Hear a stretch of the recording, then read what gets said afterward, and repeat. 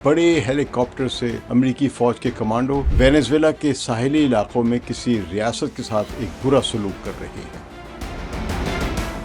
कार्रवाई का निशाना वेनेजुएला के साहिल के करीब एक ऑयल टैंकर था। ट्रंप ने इसका बरमला एतराफ़ भी किया जब उनसे पूछा गया कि टैंकर में मौजूद 18 लाख बैरल तेल का क्या होगा, तो उनका जवाब था, हम इसे रख लेंगे। वेनेजुएला के ऑयल टैंकर पर अमेरिकी कब्जे के वाक़े पर आलमी रद्देबल भी बतदरीज सामने आ रहा है।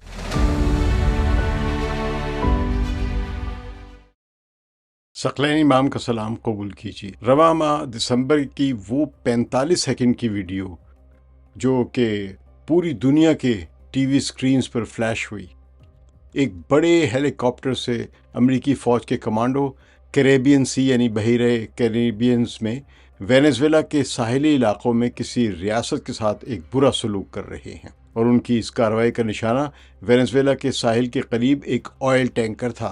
ये महज एक मामूली का अमल नहीं था, बल्कि सदर डोनाल्ड ट्रंप की जानिब से वेनेजुएला के सदर निकोलस मादुरो पर दबाव बढ़ाने की ताज़ा तरीन और एक बेपनाह ताकतवर अस्करी कार्रवाई थी। ट्रंप ने इसका बरमला एतराफ़ भी किया जब उनसे पूछा गया कि टैंकर में मौजूद 18 लाख बैरल तेल का क्या होगा, तो उनका जवाब था, हम इसे रख लेंगे। वेनेजुएला की हुकूमत ने इसे इंटरनेशनल पायरेसी यानी बैनुल अक़वामी समुंदरी डकैती और सरीहन सरका करार दिया है, यानी चोरी। वेनेजुएला के ऑयल टैंकर पर अमेरिकी कब्जे के वाक़े पर आलमी रद्देबल भी बतदरीज सामने आ रहा है, लेकिन इसमें मुख्तलिफ ममालिक का लहजा और शिद्दत एक जैसी नहीं है।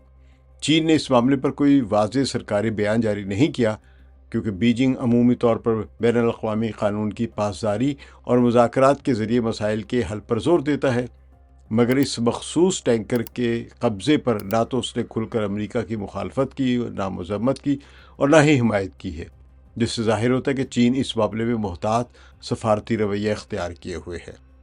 रूस का रद्द-ए-अमल अगरचे इसके बरक्स वाज़ेह और दो टोक था। रूसी सदर व्लादिमीर पुतिन ने वेनेजुएला के सदर मादुरो से टेलीफोन पर बातचीत की और उन्हें न सिर्फ यकजहती का इजहार किया उनके साथ, बल्कि इस इक़दाम को वेनेजुएला की खुद मुख्तारी के ख़िलाफ़ एक जाहरियत करार देते हुए अमेरिका के तर्ज़-ए-अमल पर तनकीद भी की। रूस समझता है कि खुले समंदर में ताकत के इस्तेमाल का ये तरीक़ा इलाक़ाई इस्तेहकाम के लिए नुकसानदेह है। ब्राज़ील ने किसी बराह रास्त लफ्ज़ी मज़म्मत से गुरेज किया है, लेकिन ख़ित्ते में अमरीकी फ़ौजी सरगर्मियों में इजाफ़े पर तशवीश ज़ाहिर की है। ब्राज़ील के सरबराह सदर लूला डी सिल्वा ने मादुरो के साथ गुफ्तगू में इस तनाव को कम करने की ज़रूरत पर जोर दिया, मगर टैंक के कब्ज़े की मज़म्मत या तायीद में कोई मौक़िफ़ इख्तियार नहीं किया, कोई खुल के बात नहीं की है। ईरान ने अमरीकी कार्रवाई को सख्ती से गैर कानूनी करार दिया है और उसे खुले समंदर में क़ज़्ज़ाक़ी यानी पायरेसी से ताबीर किया है, और ईरान के मुताबिक ये इक़दाम न सिर्फ बैनुल अक़वामी क़ानून की खिलाफ वर्जी है, बल्कि पाबंदियों के नाम पर ताकत का नाजायज़ इस्तेमाल भी है। इसी तरह क्यूबा ने भी वेनेजुएला की हिमायत करते हुए अमेरिका के इस अमल को गैर कानूनी और ख़तरनाक करार दिया है। ये दोनों ममालिक इसे अमेरिका की जानिब से दबाव बढ़ाने की एक स्ट्रेटजी का हिस्सा समझते हैं। अक़वाम मुत्तहिदा ने मुकम्मल तौर पर किसी फ़रीक़ का साथ देने के बजाय अमूमी तशवीश का इजहार किया है। इदारे के मुताबिक ऐसे वाक़यात कशीदगी बढ़ाते हैं और तमाम फ़रीक़ैन को तनाव कम करने और गुफ्तगू के रास्ते इख्तियार करने चाहिए, ये उनका मशवरा है। अमरीकी हुकूमत ने सारी कार्रवाई को न सिर्फ जायज़ बल्कि ज़रूरी करार दिया है। वाशिंगटन के मुताबिक टैंकर पर मौजूद तेल गैर कानूनी तिजारत का हिस्सा था और अदालत की मंजूरी के बाद इसे रोका गया है। अमरीकी अदालत की बात है यहाँ पे। तो अमरीकी हुक्काम इसे पाबंदियों के नफाज, इलाक़ाई सिक्योरिटी और मुबैना नार्को नेटवर्क्स यानी मुनशियात की स्मगलिंग के नेटवर्क के ख़िलाफ़ कार्रवाई का हिस्सा करार देते हैं। अमरीका का मौक़िफ़ है कि वो बैनुल अक़वामी क़ानून के दायरे में रहते हुए पाबंदी शुदा जहाज़ों के ख़िलाफ़ कार्रवाइयाँ जारी रखेगा। अमरीकी हुक्काम ने दावा किया है कि स्किपर नामी ऑयल टैंकर ये सन 2022 से अमरीकी महकमे ख़जाना की पाबंदियों के तहत था, यानी सैंक्शन था, और इसे एक ऐसे गैर कानूनी तेल नकलो हमल के नेटवर्क का हिस्सा करार दिया जिसके साथ ईरान के जो इस्लामिक रेवोल्यूशनरी गार्ड कोर यानी IRGC और हिजबुल्लाह के मुबैना रवाबित थे। ये अमेरिका का इल्ज़ाम है। इस नेटवर्क के ख़िलाफ़ सन 2022 में ख़ुद अमरीकी अटॉर्नी जनरल पाम बोंडी जो हैं, उन्होंने बयान दिया था कि टैंकर غیر قانونی تیل سمگلنگ اور غیر ملکی دہشت گرد تنظیموں کی مدد کرنے والے نیٹ ورک میں ملوث رہا ہے اور اسی بنیاد پر اسے بند کیا گیا ہے۔ یہ دعوے اس بات پر مبنی ہیں کہ امریکہ نے ٹینکر کو ایرانی اور وینزویلا کی پابندی شدہ تیل کی منتقلی میں استعمال ہوتا ہوا قرار دیا ہے، یعنی یہ وینزویلا سے تیل ایران یا ایران سے وابستہ جن کو امریکہ تنظیمیں کہتے ہیں دہشت گرد، یہ ان سے وابستہ تھا اور ان کے لیے یہ تیل لے جا رہا تھا۔ لیکن اس بات کے لیے کوئی مستند ثبوت یا بین الاقوامی عدالت کے ذریعے کوئی تصدیق نہیں ہے، صرف امریکی حکام اور ان کی پالیسی دستاویزات میں ایسے الزامات سامنے آئے ہیں، یعنی ان کے اپنے ہی ملک میں یہ دستاویزات اور یہ الزامات بنائے گئے ہیں اور جو دنیا کے سامنے دکھائے جا رہے ہیں، لیکن جو باقاعدہ انٹرنیشنل لاء ہے اس کے مطابق اس پہ کوئی تحقیق یا کوئی کسی قسم کی قانونی کارروائی موجود نہیں ہے۔ تاہم یہ واقعہ اچانک پیش نہیں آیا ہے، یہ تو ایک طویل عرصے سے جاری کشیدگی کا ایک خطرناک موڑ تھا۔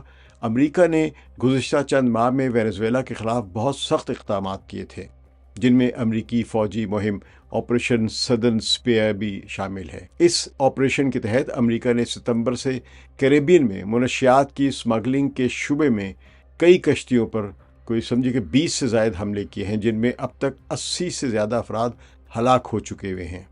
امریکہ انہیں نارکو ٹیرر کے کوریئرز کہتا ہے، یعنی یہ اسمگلنگ کر رہے تھے، جبکہ مقامی لوگوں کا کہنا ہے کہ یہ مچھیرے تھے جو مچھلیاں پکڑنے گئے تھے۔ امریکی اخبار واشنگٹن ایگزامینر کی رپورٹ کے مطابق امریکہ کا دعویٰ ہے کہ یہ کشتیاں منشیات، ہیومنز ٹریفکنگ، اغوا، قتل اور دیگر غیر قانونی سرگرمیوں میں ملوث وینزویلا کے جرائم پیشہ گینگ ٹرین ڈی اراگوا کی تھیں اور وینزویلا میں مبینہ طور پر پھیلے ہوئے طاقتور جرائم پیشہ نیٹ ورک کارٹیل ڈی لاس سولوس نامی گروہوں سے وابستہ ہیں، جنہیں امریکہ نے دہشت گرد تنظیمیں قرار دے رکھا ہے۔ اس وقت وینزویلا کے ساحل اور جنوبی کیریبین کے قریب امریکہ کی بڑی فوجی موجودگی دیکھی جا رہی ہے۔ تازہ تخمینوں کے مطابق 8 جنگی جہازوں کے ساتھ ایک طیارہ بردار جہاز یعنی USS جیرالڈ فورڈ کے ساتھ اور بحری اور بری طور پر مجموعی طور پر تقریباً 15,000 سے 16,000 امریکی فوجی، میرینز اور دوسرے بحری اہلکار اور فوجی تعینات ہیں، جس میں تقریباً 10,000 فوجی اور 6,000 کے قریب بحری عملہ شامل ہے۔ یہ فورس خاص طور پر کیریبین اور جنوبی کیریبین میں موجود ہے اور کچھ دستے پورٹو ریکو جیسے آس پاس کے جزیروں میں بھی متعین ہیں، جبکہ امریکہ نے اس کے علاوہ جیٹ فائٹرز اور خاص آپریشنز کے یونٹس اور دیگر ملٹری ہارڈ ویئر یعنی اسلحہ بھی لگا رکھا ہے وہاں پہ۔ انہی دنوں وینزویلا کے ایک حزب اختلاف کے لیڈر کا نام دنیا بھر میں گونج رہا تھا، ماریا کورینا ماچاڈو۔ انہوں نے 2025 کا امن کا نوبل انعام جمہوریت کے لیے انتھک کام پر حاصل کیا ہے۔ ماچادو مادورو حکومت کی مخالف رہنما ہیں اور گزشتہ سال صدارتی انتخاب میں انہیں امیدوار بننے سے روک دیا گیا تھا، یہ ان کا کہنا ہے۔ اس کے بعد وہ تقریباً 15 ماہ سے اپنے ہی ملک میں روح پوش تھیں۔ پھر ایک رات اوسلو یعنی ناروے کی ایک ہوٹل کی بالکونی پر وہ اچانک نمودار ہوئیں۔ انہوں نے اپنے جذباتی حامیوں کو سلام کیا اور جن کے لیے ان کا اس طرح اچانک نمودار ہونا ایک تاریخی لمحہ تھا۔ سوال یہ تھا کہ وہ خطرناک حالات میں وینزویلا سے ناروے تک کیسے پہنچی۔ ماچادو نے BBC کو انٹرویو میں بتایا کہ یہ سفر بے حد خطرناک تھا۔ انہوں نے کہا کہ مجھے بالکل معلوم ہے کہ میں کیا خطرہ مول لے رہی ہوں۔ ان کا سفر بہت ہی خفیہ تھا۔ وال اسٹریٹ جرنل کی ایک رپورٹ کے مطابق وہ بھیس بدل کر 10 فوجی چیک پوائنٹ سے گزری اور آخرکار ایک لکڑی کی چھوٹی کشتی میں بیٹھ کر وینزویلا کے ساحلی گاؤں سے روانہ ہوئیں۔ ماچادو نے اعتراف کیا کہ امریکی حکومت نے بھی ان کے سفر میں معاونت کی اور وہ ان کو کشتی میں بٹھا کے لایا تھا۔ ان کے سفر کو بہت ہی ڈرامہ بنا کر پیش کیا گیا تھا۔ یہ فوجی اور صفاتی ڈرامہ صرف رہنماؤں تک محدود نہیں ہے، اس کا جو سب سے زیادہ نقصان ہے وہ عام وینزویلا کے عوام کو اٹھانا پڑ رہا ہے۔ ایک حالیہ تحقیق نے خبردار کیا کہ اگر امریکہ اور وینزویلا کے درمیان فوجی جھڑپیں شروع ہوئیں، یعنی جنگ والی تصادم والی کیفیت بنی، تو صرف چند سالوں میں مزید 17 لاکھ سے 40 لاکھ وینزویلا کے شہری اپنا گھر بار چھوڑنے پر مجبور ہو سکتے ہیں۔ یاد رہے کہ پچھلے کئی سالوں کے معاشی بحران اور سیاسی دباؤ کی وجہ سے وینزویلا سے تقریباً 80 لاکھ افراد پہلے ہی ہجرت کر چکے ہیں۔ اب اگر جنگ چھڑ گئی تو ہمسایہ ممالک جیسے کولمبیا اور برازیل پر مہاجرین کا ایک نیا بوجھ پڑے گا جو پہلے ہی مشکلات کا شکار ہیں۔ دلچسپ بات یہ ہے کہ امریکہ خود بھی مہاجرین کا ایک اہم ٹھکانہ رہا ہے۔ جب وہ یہاں سے نکلتے تو سب کی کوشش ہی ہوتی ہے وہ امریکہ پہنچے، لیکن امریکہ ان کو روکتا ہے، اندر نہیں آنے دیتا۔ تاہم صدر ٹرمپ کے نئے دور میں ہزاروں وینزویلا شہریوں کو جو امریکہ میں عارضی پناہ لے چکے ہیں انہیں واپس بھیجے جانے کا خدشہ لاحق ہے۔ اس خوف کی وجہ سے بہت سے وینزویلا کے شہری جو ہیں وہ امریکہ چھوڑ کر ہسپانیہ یا اسپین جیسی جگہوں پر نئی زندگی کی تلاش میں نکل رہے ہیں۔ امریکہ میں بھی ٹرمپ انتظامیہ کی اس جارحانہ پالیسی پر سخت تنقید کی جا رہی ہے۔ امریکی سینیٹر کرس وین ہالن نے کہا ہے کہ تیل ٹینکر پر قبضہ یہ ثابت کرتا ہے کہ انتظامیہ کا منشیات یا نارکو ٹیررزم جو ہے اس کے خلاف جنگ کا ایک بہانہ ہے جو ایک بڑا جھوٹ ہے۔ ان کے مطابق اصل مقصد رجیم چینج یعنی زبردستی حکومت تبدیل کرنا ہے۔ یہاں تک کہ ٹرمپ کی اپنی ریپبلکن پارٹی کے ایک سینیٹر رینڈ پال نے بھی کہا ہے کہ کسی کا تیل ٹینکر چھین لینا جنگ چھیڑنے کے مترادف ہے۔ تو پھر اس خطے کا مستقبل کیا ہے؟ ماریا کورینا ماچادو نے اعلان کیا کہ وہ اپنا نوبل انعام لے کر، یعنی جہاں ناروے میں نوبل پرائز اپنا وصول کرنے گئی ہیں، تو یہ وصول کرنے کے بعد وہ وینزویلا واپس ضرور جائیں گی چاہے خطرہ کچھ بھی ہو۔ وہ کہتی ہیں کہ ٹرمپ انتظامیہ کی کارروائیاں مادورو حکومت کو کمزور کرنے میں فیصلہ کن رہی ہیں، لیکن ہر طرف سے فوجی دھمکیاں جاری ہیں۔ صدر ٹرمپ نے وینزویلا کی فضائی حدود کو بند قرار دینے کی دھمکی دی ہے۔ اس سے زیادہ خطرناک بات یہ ہے کہ انہوں نے وینزویلا میں زمینی حملے شروع کرنے کا بھی اشارہ دیا ہے۔ بہت سے تجزیہ کاروں کے مطابق اب صورتحال انتہائی نازک ہے۔ ایک چھوٹی سی چنگاری بڑی جنگ کا سبب بن سکتی ہے۔ ٹینکر پر قبضہ کوئی الگ تھلگ واقعہ نہیں ہے۔ ایک لمبی کہانی کا وہ خطرناک باب ہے جس کا اختتام ابھی تک کسی کو نظر نہیں آ رہا ہے۔ دونوں طرف سے فوجی طاقت کا استعمال بڑھ رہا ہے، تاہم حالات یہ ظاہر کر رہے ہیں کہ وینزویلا کسی امریکی حملے کے لیے تیار ہے اور امریکی حملے کے خلاف زبردست مزاحمت کرے گا۔ اب تک جو الزامات عائد کیے گئے ہیں ان کے مطابق کہا جا رہا ہے کہ وینزویلا میں ایرانی پاسداران انقلاب، حزب اللہ کے تربیت یافتہ افراد اور ان سے منسلک نیٹ ورکس کے جو ارکان ہیں وہ کسی بھی وقت سرگرم ہو سکتے ہیں اور وہاں موجود ہے، اور انہی دعووں کی بنیاد پر یہ تاثر دیا جا رہا ہے کہ اگر امریکہ اور وینزویلا کے درمیان کوئی جھڑپ ہوتی ہے یا کوئی بڑی تصادم ہوتا ہے تو یہ گروہ سمندر میں امریکی بحریہ کے لیے مشکلات پیدا کرنے کی صلاحیت رکھتے ہیں۔